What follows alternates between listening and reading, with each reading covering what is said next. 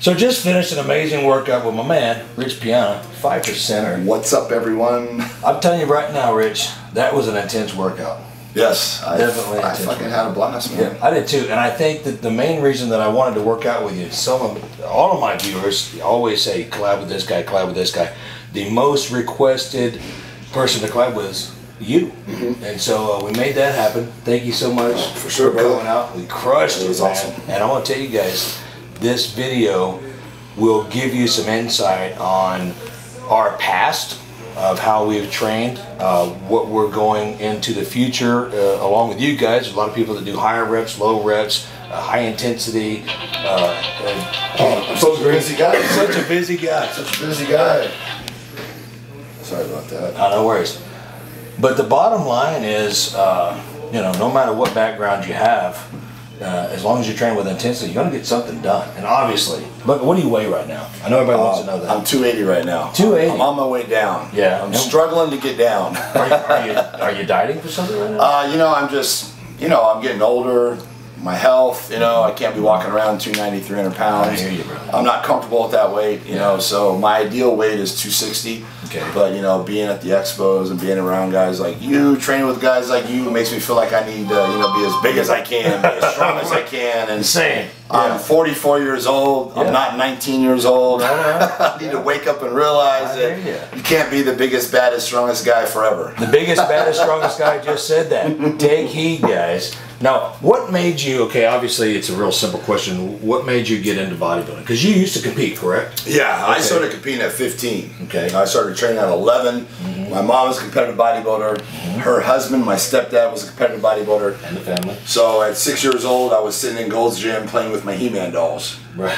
One day I looked up and I said, wow, there's actually real He-Man men walking around this gym. Right. You know, there's real guys out there that look like these dolls. And from that point on, man, I don't know if you want to call it ruined, but I was destined to be a bodybuilder. Oh, it's just to look like one of those characters. It was possible. Yeah, I mean, it was, for me, there was no way I was not going to be a bodybuilder, you know, at that point in time. Seeing that at an early age and being around that kind of environment, you know, I was hooked from that minute on. Right on, for real. And then you competed for a while. What made you get out of competition? You know, probably the same as everyone else, you know, the politics, you know, the BS involved. I'm glad you said that. You know, it being a subjective sport, it's not, in my opinion, no offense to anyone, it's not actually a real sport. You know, the sport, in my opinion, is in the gym. That's the sport of it. Right. Being on stage isn't, you really can't call that a sport. It's more of a beauty contest.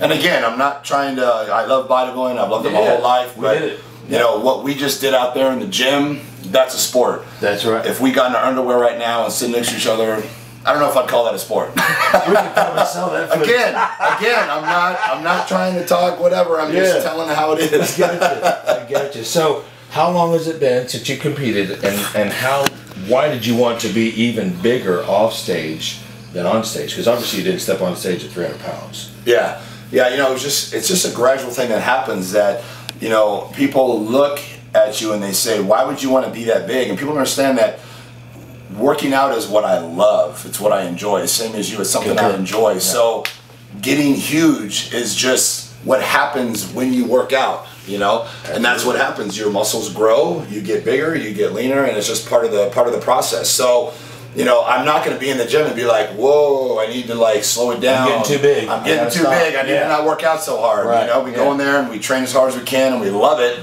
So, you know, the side effects are we get bigger. Right on. So it's hard for me to not get bigger because then I'm not going to be doing what I love, which is training hard. For sure. Final question for me, and then I want you to add anything else that you want to. But let's talk about 5% real fast. Somebody clicks on Rich Piana, they see 5%, kill it, love it. Everything is just so intense, which I love because I'm an intense guy, you guys know.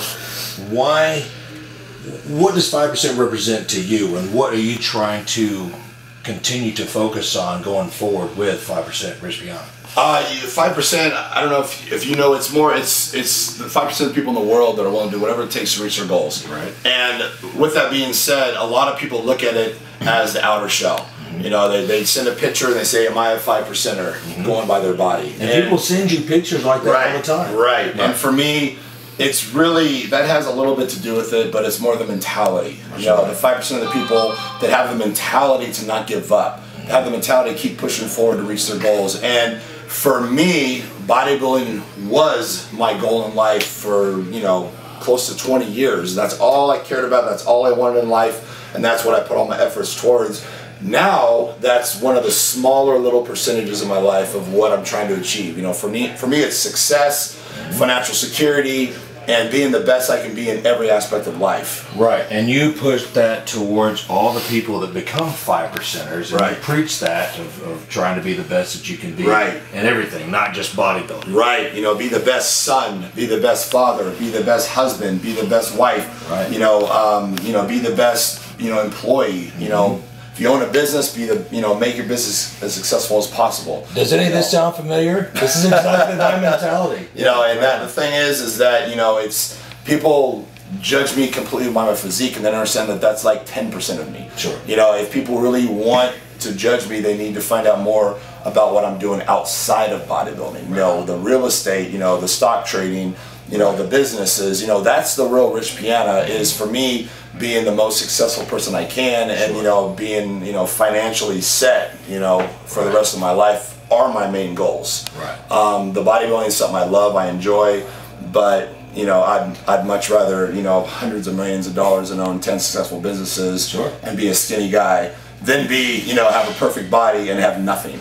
That part helps catapult. Which at one time in my life, yeah. there was a time when I did have a perfect body, and I had nothing else. Right. You know, right. That was a long time ago. There's a fiscal and a physical. I mean, where do you want to be? Diversify yourself. Hopefully somewhere in the middle, right? Yeah. Be diversified. Be the best at everything. Thank you so much for working out with me. It was an honor. Is there anything else you want to add to tell to my people? To tell you people, I got to say, Big J is full of intensity. He's a great guy. I love spending time with him. We had dinner together. We worked out. We had a great workout. And what we have in common is we both love to train. We're not doing this to impress people. We're not doing this for, you know, other reasons. We're doing it just simply because we love it. We enjoy it. And we're making the best of it, you know, and we're cracking a joke earlier because, you know, we get done working out, you know, we don't open up our Tupperware and eat our broccoli and tilapia. We're going to go over to In-N-Out, have a burger, and then go next door to the yogurt shop and have a yogurt. So we are fucking loving it and making the best of what we love to do. Absolutely. And with that, Rich, that's it, brother. Thank you again so much. Right on. Completely an honor to be here. Until next time. I had a great time. Intensity rules, train hardcore. And we'll see you next video.